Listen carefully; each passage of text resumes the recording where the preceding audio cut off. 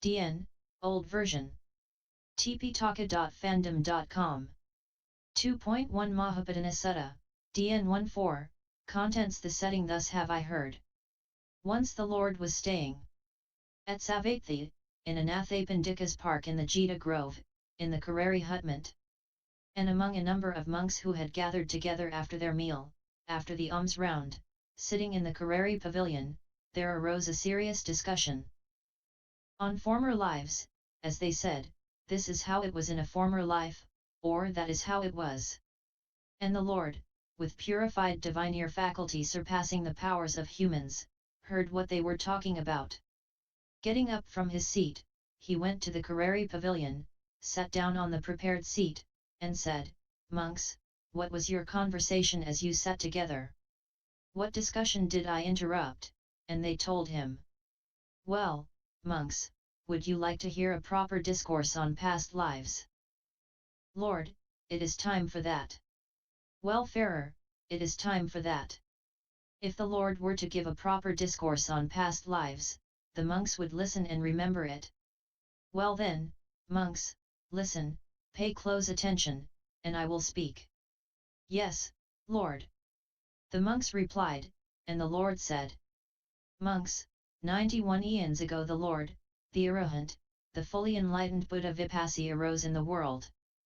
31 eons ago, the Lord Buddha Sikhi arose, in the same 31st eon before this Lord Buddha Vesabhu arose. And in this present fortunate eon the Lord Buddhas Kakusandha, Kanagamana and Kassapa arose in the world. And, monks, in this present fortunate eon I too have now arisen in the world as a fully enlightened Buddha. The Lord Buddha Vipassy was born of Katiya race, and arose in a Katiya family, the Lord Buddha Sikha likewise, and the Lord Buddha Vesabhu likewise. The Lord Buddha Kakusandha was born of Brahmin race, and arose in a Brahmin family, the Lord Buddha Kanagamana likewise, the Lord Buddha Kassapa likewise, and I, monks, who am now the Arahant and fully enlightened Buddha, was born of Katiya race, and arose in a Katiya family. The Lord Buddha Vipassy was of the Khandana clan, the Lord Sikha likewise, the Lord Buddha Vesabhu likewise. The Lord Buddha Kakusandha was of the Kassapa clan, the Lord Buddha Kanagamana likewise, the Lord Buddha Kassapa likewise. I who am now the Arahant and fully enlightened Buddha, am of the Gautama clan. In the time of the Lord Buddha Vipassy the lifespan was 80,000 years, in the time of the Lord Buddha Sikha 70,000, in the time of the Lord Buddha Vesabhu 60,000, in the time of the Lord Buddha Kakusandha 40,000, in the time of the Lord Buddha Kanagamana 30,000, in the time of the Lord Buddha Kassapa it was 20,000. In my time the lifespan is short, limited, and quick to pass, it is seldom that anybody lives to be 100. The Lord Buddha Vipassy gained his full enlightenment at the foot of a trumpet flower tree, the Lord Buddha Sikhi under a white mango tree, the Lord Buddha Vesabhu under a sal tree, the Lord Buddha Kakusandha under an acacia tree, the Lord Buddha Kanagamana under a fig tree, the Lord Buddha Kassapa under a banyan tree, and I became fully enlightened at the foot of an asatha tree. The Lord Buddha Vipassy had the pair of noble disciples Kanda and Tissa, the Lord Buddha Sikha had Abhibhu and Sambhava, the Lord Buddha Vesabhu had Sana and Uttara, the Lord Buddha Kakusandha had Vyadhura and Sanjiva, the Lord Buddha Kanagamana had Payasa and Uttara, the Lord Buddha Kassapa had Tissa and Bharadvaha. I myself now have the pair of noble disciples Shariputra and Moggallana. The Lord Buddha Vipassy had 3 assemblies of disciples, one of 6,800,000, one of 100,000, and one of 80,000 monks, and of these 3 assemblies all were Arahants. The Lord Buddha Sikha had 3 assemblies of disciples, one of 100,000, one of 80,000, and one of 70,000 monks, all Arahants. The Lord Buddha Vesabhu had 3 assemblies, one of 80,000, one of 70,000, and one of 60,000 monks, all Arahant. The Lord Buddha Kakusandha had 1 assembly, 40,000 monks all Arahants. The Lord Buddha Kanagamana had 1 assembly, 30,000 monks all Arahants. The Lord Buddha Kassapa had 1 assembly, 20,000 monks all Arahants. I, monks, have 1 assembly.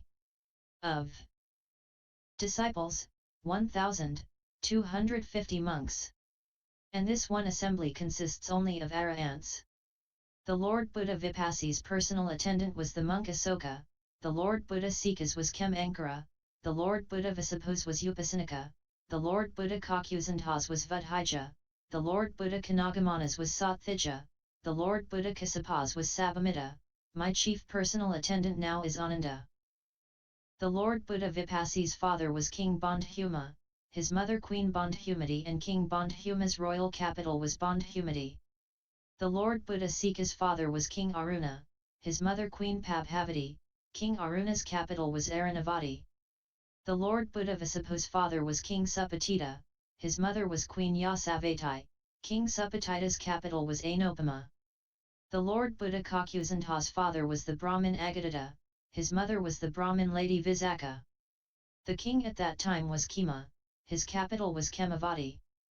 The Lord Buddha Kanagamana's father was the Brahmin Yanadatta, his mother was the Brahmin lady Uttara. The king at that time was Saba, his capital was Sobhavati. The Lord Buddha Kasapa's father was Brahmin Brahmadatta, his mother was the Brahmin lady Dhanavati. The king at that time was Kiki, his capital was Karanasai. And now, monks, my father is King Suddhodana, my mother was Queen Maya, and the royal capital was Kapalavathu. Thus the Lord spoke, and the wayfarer then rose from his seat and went to his lodging.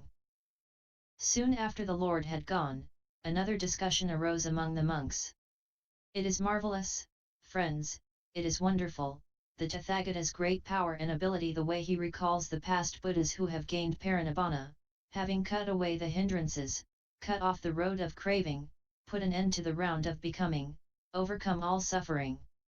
He recalls their birth, their name, their clan, their lifespan, the disciples and assemblies connected with him, being born thus, these blessed lords were such and such were their names, their clans, their discipline, their Dhamma, their wisdom, their liberation. Well now, friends, how did the Tathágata come by the penetrative knowledge through which he remembers that, being born thus, these blessed lords were such and such were their names, their clans, their discipline, their Dhamma, their wisdom, their liberation?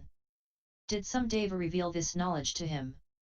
This was the conversation of those monks, which came to be interrupted.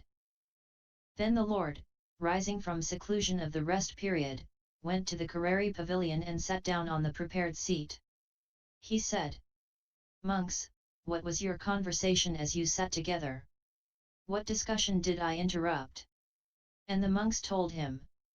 The Tathágata understands these things by his own penetration of the principles of the Dhamma, and devas, too, have told him. Well, monks, do you wish to hear still more about past lives? Lord, it is time for that. Wayfarer, it is time for that. If the Lord were to give a proper discourse on past lives, the monks would listen and remember it. Well then, monks, listen, pay close attention and I will speak. Yes, Lord. The monks replied, and the Lord said. Monks, 91 eons ago the Lord, the Arahant, the fully enlightened Buddha Vipassi arose in the world. He was born of the Katiya race, and arose in a Katiya family. He was of the Khandana clan. The span of his life was 80,000 years.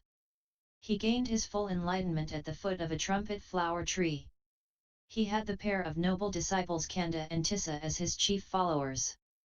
He had 3 assemblies of disciples, one of 6,800,000, one of 100,000, and one of 80,000 monks, all arahants.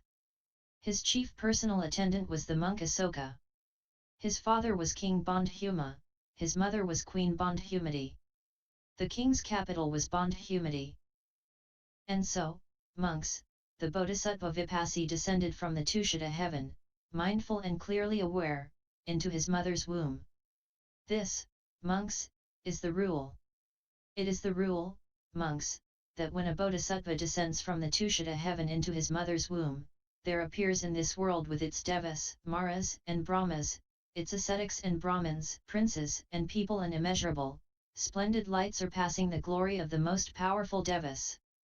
And whatever dark spaces lay beyond the world's end, chaotic, blind and black, such that they are not even reached by the mighty rays of sun and moon, are yet illumined by this immeasurable splendid light surpassing the glory of the most powerful devas. And those beings that have been reborn there recognize each other by this light and know, other beings too, have been born here, and this 10,000-fold world system trembles and quakes and is convulsed. And this immeasurable light shines forth. That is the rule. It is the rule that when a bodhisattva has entered his mother's womb, 4 devas come to protect him from the 4 quarters, saying, "Let no man, no non-human being, no thing whatsoever harm this bodhisattva or this bodhisattva's mother." That is the rule. It is the rule that when a bodhisattva has entered his mother's womb, his mother becomes by nature virtuous, refraining from taking life, from taking what is not given, from sexual misconduct, from lying speech, or from strong drink and sloth-producing drugs. That is the rule. It is the rule that when a bodhisattva has entered his mother's womb, she has no sensual thoughts connected with a man, and she cannot be overcome by any man with lustful thoughts. That is the rule. It is the rule that when a bodhisattva has entered his mother's womb she enjoys the 5-fold pleasures of the senses and takes delight, being endowed and possessed of them. That is the rule.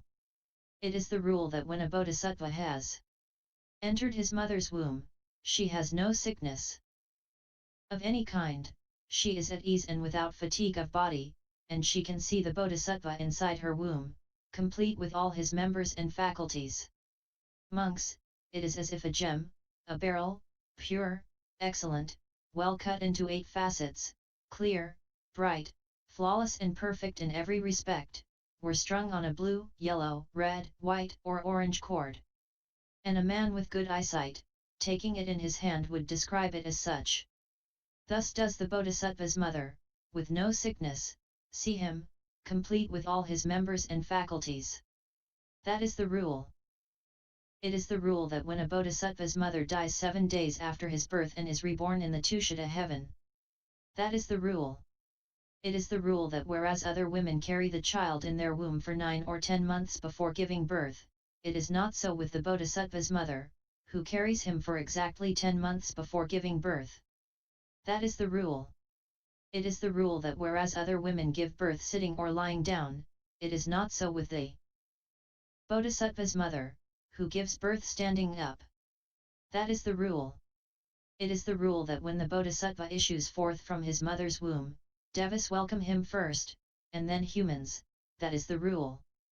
It is the rule that when the bodhisattva issues forth from his mother's womb, he does not touch the earth. 4 devas receive him and place him before his mother, saying, "Rejoice, your majesty, a mighty son has been born to you."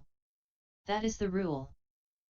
It is the rule that when the bodhisattva issues from his mother's womb, he issues forth stainless, not defiled by water, mucus, blood, or any impurity, pure and spotless. Just as when a jewel is laid on the muslin from Kasi, the jewel does not stain the muslin, or the muslin the jewel. Why not? Because of the purity of both.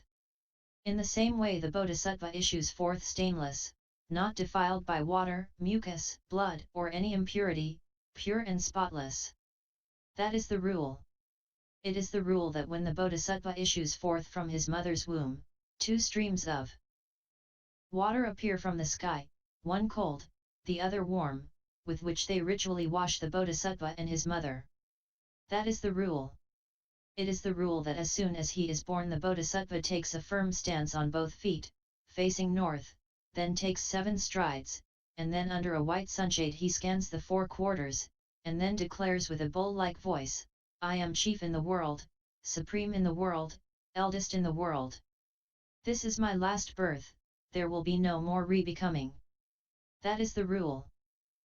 It is the rule that when the bodhisattva issues from his mother's womb there appears in this world with its devas, maras, and brahmas, its ascetics and brahmins, princes and people and immeasurable, splendid light surpassing the glory of the most powerful devas. This is the rule. Monks, When Prince Vipassi was born, they showed him to King Bandhuma and said, "Your Majesty, a son has been born to you. Deign, sire, to look at him." The king looked at the prince, and then said to the Brahmins skilled in signs, "You gentlemen are skilled in signs. Examine the prince." The Brahmins examined the prince and said to King Bandhuma, "Sire, rejoice, for a mighty son has been born to you. It is a gain for you, sire, it is a great profit for you, sire, that such a son has been born into your family. Sire, this prince is endowed with the 32 marks of a great man. To such, only 2